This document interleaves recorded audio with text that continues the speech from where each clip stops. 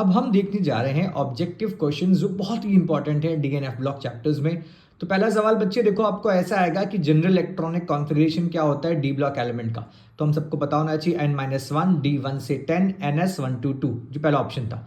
दूसरा सवाल बच्चे, which of the following is not a transition element. देखो जिंक दिया है, आरयू दिया है, एजी दिया है, पीबी दिया है। तो हम सबको पता है कि लेड तो पी ब्लॉक का एलिमेंट है, ना कि कोई ट्रांजिशन एलिमेंट। बच्चे आगे बढ़ते हैं। देखो, in the first series which of the following has lowest enthalpy of atomization।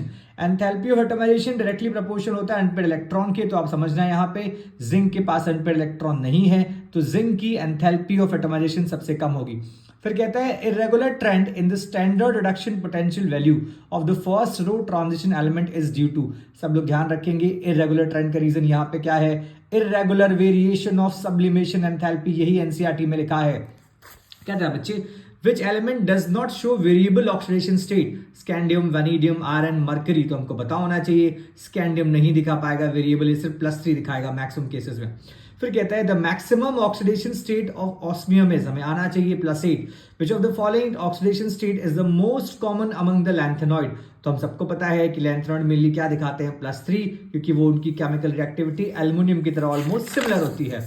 आगे कहता है बच्चे, formation of interstitial compound make the transition metal. तो हम सबको पता है कि मोर hard and brittle.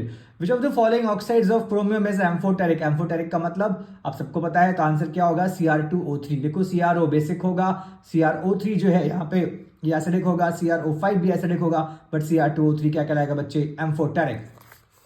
Which of the following statement about transition element is incorrect. भैया देखो, ट्रांजिशन एलिमेंट जो है वो डायमैग्नेटिक नहीं होते, वो मेनली क्या होते हैं, पैरामैग्नेटिक। इसका आंसर क्या है, बी वाला बच्चे।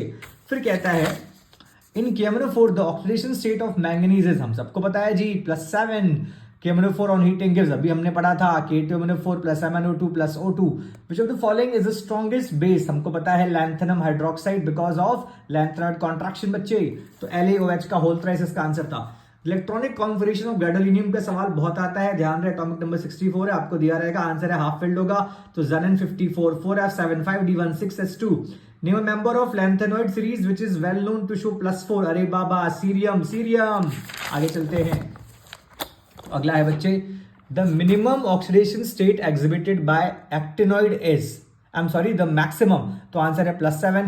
एक्टिनॉइड्स मेनली क्या दिखाते हैं बच्चे, +7। Now large number of oxidation state are exhibited by the actinoids than those of lanthanoid. इसका रीजन हम सबको आना चाहिए। तो इसका रीजन क्या है, less energy difference between 5f and 6d as compare to 4f and 5d।